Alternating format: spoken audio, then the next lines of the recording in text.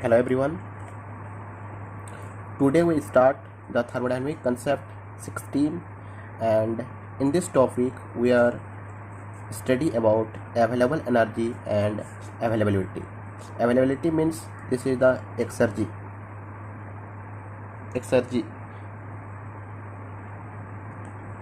So availability is also called exergy. Previous classes we are reading about the entropy. So today we start the available energy and availability. So first of all, you want to know the available energy. Available energy क्या होता है? तो कोई भी cycle में सबसे पहले किसके लिए है? साइकिल के लिए. कोई भी साइकिल में maximum useful energy,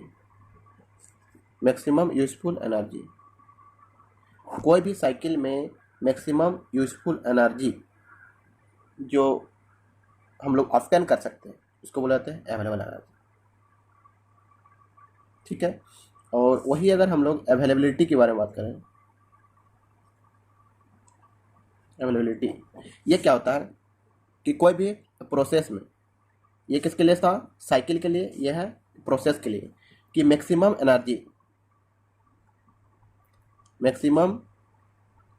useful energy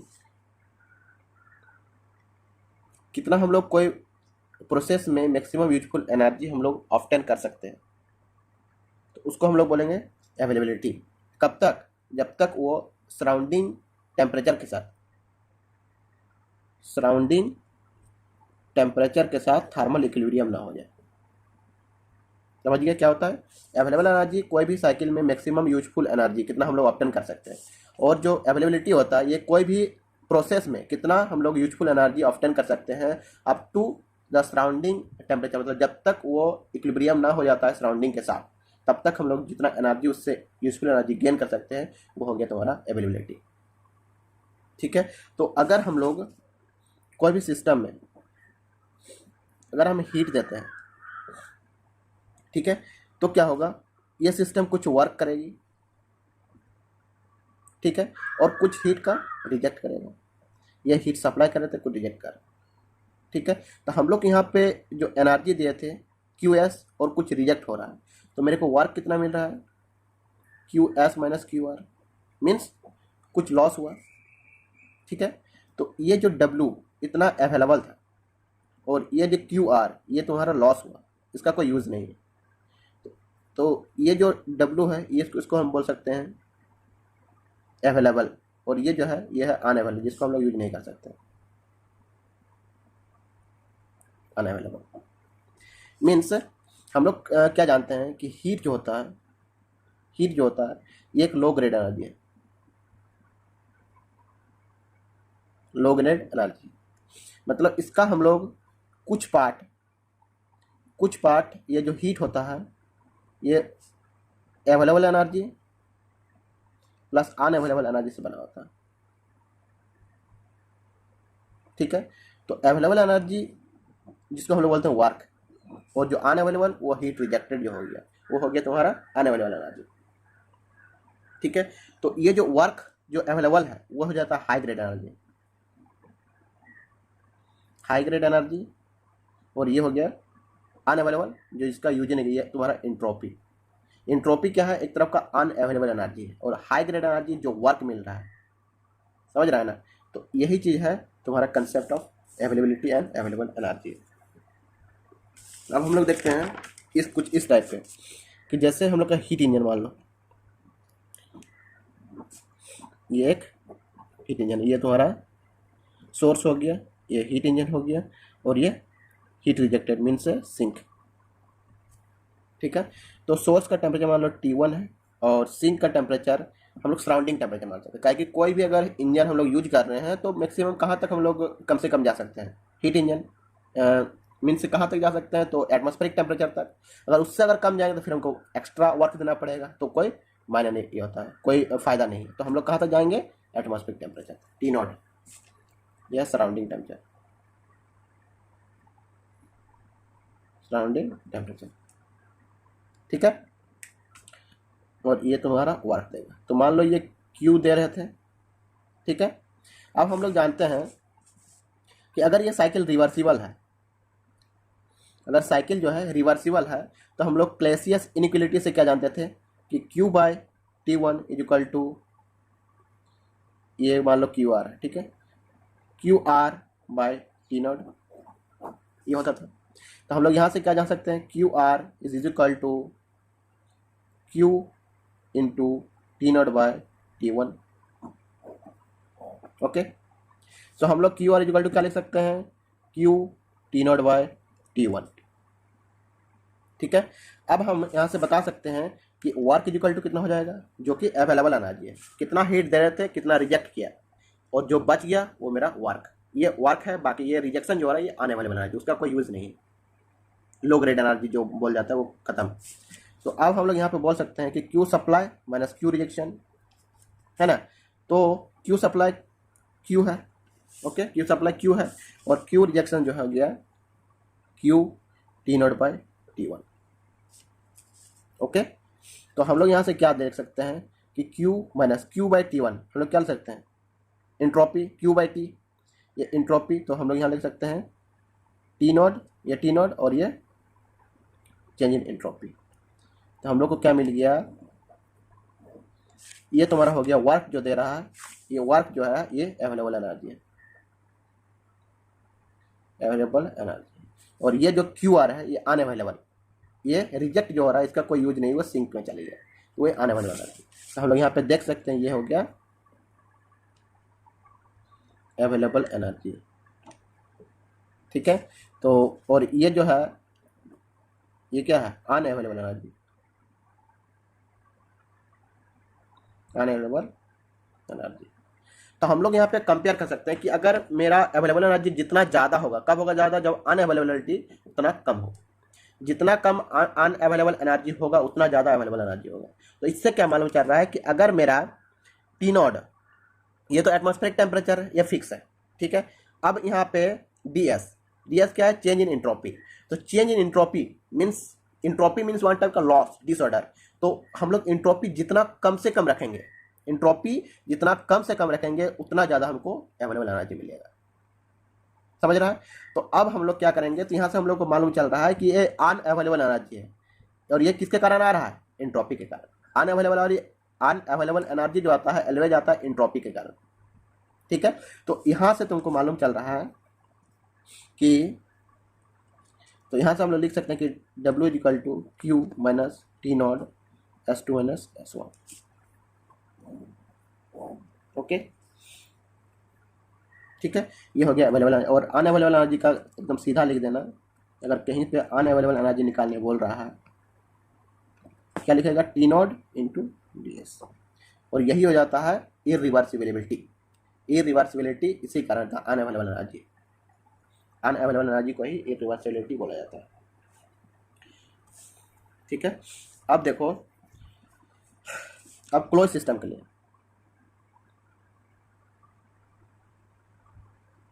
availability इन ए क्लोज सिस्टम, क्लोज सिस्टम के लिए क्या हो जाएगा, हम लोग क्या जानते हैं, W is equal to Q minus T not S2 minus S1, ठीक है। अगर क्लोज रहा तो याद रखना वर्क, यूजफुल वर्क का फॉर्मूला हो जाएगा सिंपल U1 माइनस U2, ठीक है, U1 माइनस U2।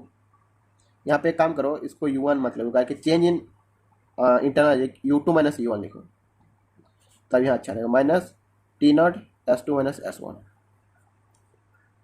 ठीक है। U1 minus U2 minus T not S2 minus S1, ये क्या है, यूजफुल वर्क। अगर बोलेगा यूजफुल वर्क, ये एकदम ध्यान में रखना, यूजफुल वर्क बोला तो U2 minus U1 minus T not S2 minus S1। और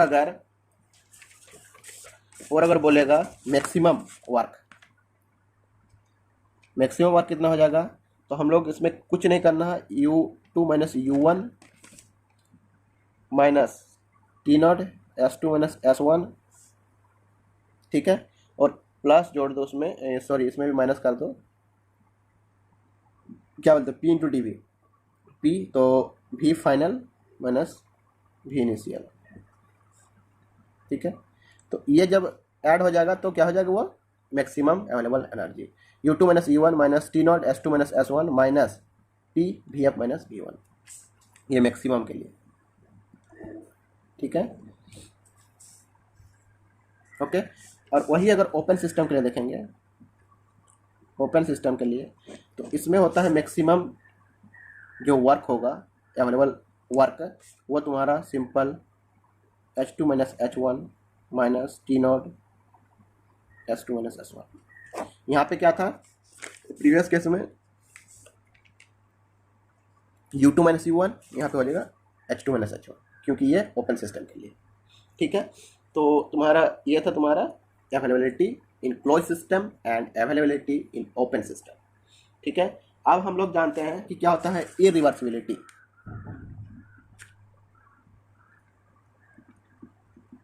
इरिवर्सिबिलिटी ये क्या होता है, इरिवर्सिबल, एक होता है रिवर्सिबल, एक होता है इरिवर्सिबल। तो इरिवर्सिबल जो होता है उसी में आता है इरिवर्सिबिलिटी। ये किसके कारण आता है, हमेशा आता है इंट्रोपी जनरेशन के कारण, इंट्रोपी जनरेशन के कारण। इंट्रोपी जनरेशन में internal entropy generation, internal entropy generation के कारण आता है इरिवर्सिबिलिटी। और इंट्रोपी जनरेशन क्या जानते हैं, ऑलवेज पॉजिटिव, और अगर इंट्रोपी जनरेशन ऑलवेज पॉजिटिव हुआ तो इरिवर्सिबिलिटी ऑलवेज पॉजिटिव, ठीक है। ये बहुत इंपॉर्टेंट है, याद रखना। और इरिवर्सिबिलिटी का हम लोग क्या जान सकते हैं, फॉर्मूला उसका, irreversibility is equal to W maximum work minus useful work. Maximum work कितना हम लोग निकाल सकते हैं और उसका कितना हम लोग यूजफुल यानी एक्चुअल वर्क, सॉरी इसमें एक्चुअल लिख दो, और actual work W max minus W actual, जैसे इरिवर्सिबिलिटी। W मैक्स कहाँ से आ जाएगा, रिवर्सिबल अगर साइकिल मान के चलेंगे, रिवर्सिबल साइकिल अगर लेंगे तो उसमें मैक्सिमम वर्क आएगा, और जो actual work, this is the practical device, the work often from the practical device is called work actual और एक्चुअल वर्क। तो ये हो जाएगा तुम्हारा इरिवर्सिबिलिटी। तो हम लोग सीधे निकाल सकते हैं T0 इंटू डी एस। तो I का फॉर्मूला हो गया T0 into D S. D S हो गया क्या, change in entropy, change in entropy in A universe. Universe का, यूनिवर्स मतलब T0 D S system, system plus D S surrounding, okay. इससे हम लोग क्या मिल जाएगा, इरिवर्सिबिलिटी। अब हम बताते हैं कि इरिवर्सिबिलिटी जो आता है किस किस कारण से आता है, तो हम लोग जानेंगे।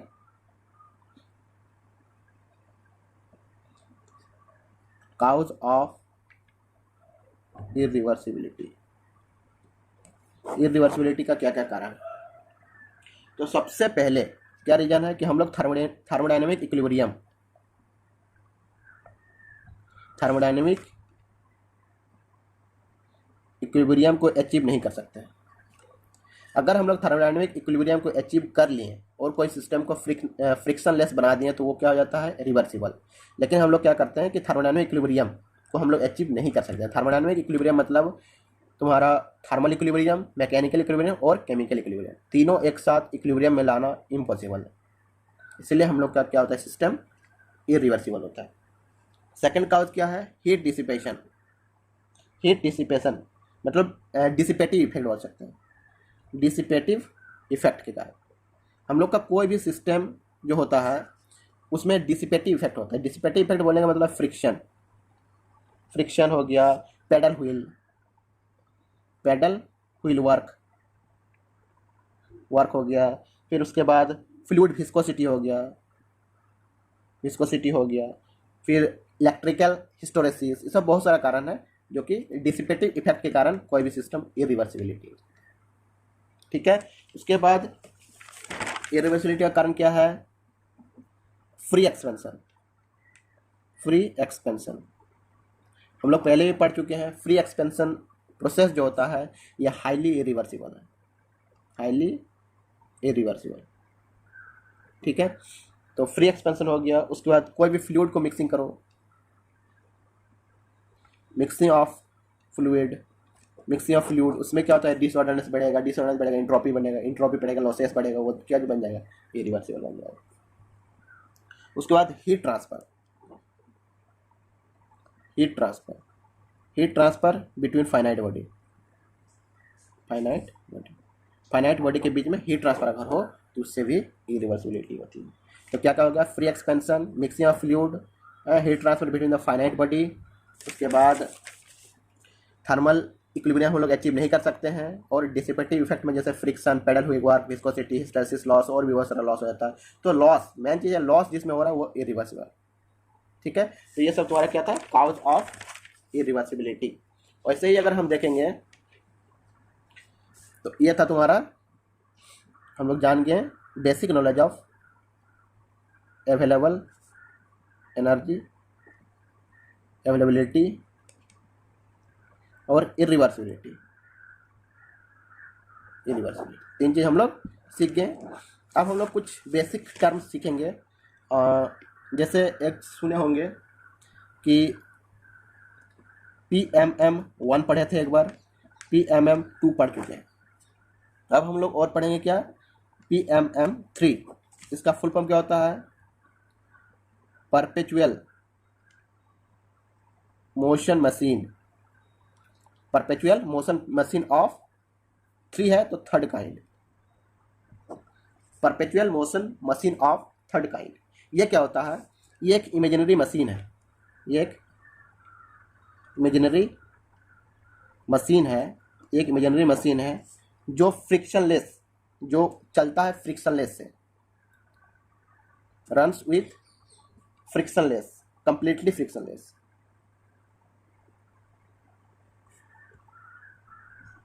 Completely frictionless, frictionless. सो कोई भी सिस्टम फ्रिक्शन, अगर कोई सिस्टम रन कर रहा है तो उसमें फ्रिक्शन होगा ही होगा।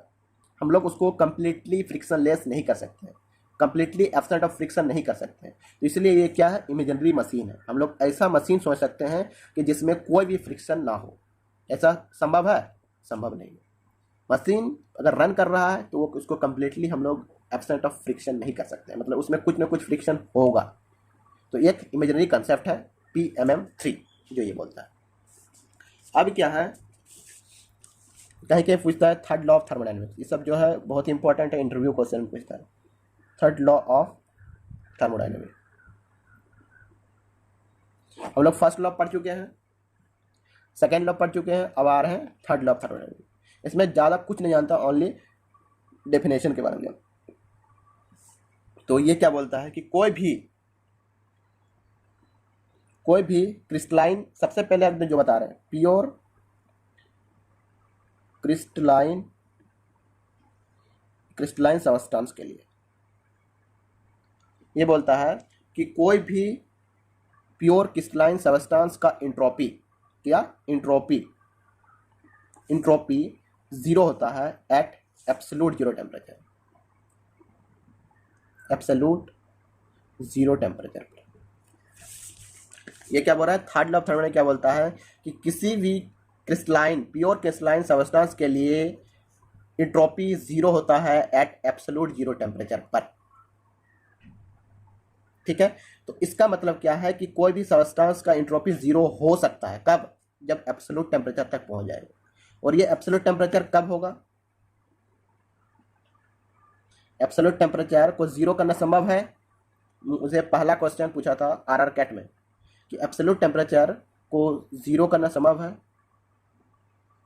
तो याद रखना कि एब्सोल्यूट टेम्परेचर को 0 हम लोग नहीं कर सकते, और ये तभी संभव है जब कोई भी, जैसे हम लोग क्या जानते हैं कि कोई भी सब्सटेंस क्या होता है, मॉलिक्यूल्स का बना होता है, मॉलिक्यूल्स का बना होता है। और हम लोग हमेशा जानते हैं कि कोई भी अगर एलिमेंट अगर लेते हैं तो उसमें इलेक्ट्रॉन प्रोटॉन रहता है, तो इलेक्ट्रॉन हमेशा मूव करते रहता है ना, उसके सराउंडिंग के चारों ओर मूव करते रहता है। तो बोलता है कि हम लोग एब्सोल्यूट टेम्परेचर को 0 हम लोग तभी कर सकते हैं जब ये मॉलिक्यूल जब रुक जाएगा। और कोई भी सब्सटेंस जो है उसमें मॉलिक्यूल्स रहता है, उसमें एलिमेंट रहता है, उसके अंदर में इलेक्ट्रॉन्स रहता है, वो हमेशा मूव करते रहता है। तो अगर हम लोग उसके मूवमेंट को रोक दें तो हम लोग एब्सोल्यूट जीरो टेम्परेचर को अटेंड नहीं एब्सोल्यूट टेम्परेचर को अटेंड कर सकते हैं। लेकिन ऐसा संभव है? अगर पूरे सराउंडिंग को, पूरा हर चीज़, हर मॉलिक्यूल्स को अगर रोक दिया जाए तो लाइफ इम्पॉसिबल है। सो हम लोग बोल सकते हैं कि एब्सोल्यूट टेम्परेचर जीरो हम लोग अटेंड नहीं कर सकते हैं। और अगर एब्सोल्यूट टेम्परेचर जीरो अटेंड नहीं कर सकते हैं तो इंट्रोपी भी कभी भी जीरो नहीं हो सकता है। ये सिर्फ एक आइडियल कंडीशन है, आइडियल कंसेप्ट है ओनली। ओके, तो ये था तुम्हारा थर्ड लॉ ऑफ थर्मोडायनेमिक। तो ठीक है, आज इतना ही रहने देते हैं। नेक्स्ट क्लास में हम लोग देखेंगे कुछ thermodynamic relations. Okay, so thank you. और जो सब्सक्राइब नहीं किया है वो सब्सक्राइब कर ले, बहुत ही इंपॉर्टेंट है। जो न्यू तैयारी स्टार्ट किया है या फिर जो बेसिक कंसेप्ट के बारे में जानना चाहता है, ये बहुत ही इंपॉर्टेंट काम करेगा। और साथ में ऑब्जेक्टिव भी बनाएंगे कुछ दिन बाद। पहले हम सोच रहे हैं कि थ्योरी कंप्लीट कर लेते हैं, उसके बाद उसका ऑब्जेक्टिव देखेंगे, तो वो बहुत ही फ़ायदेमंद रहेगा। तो ओके, थैंक यू।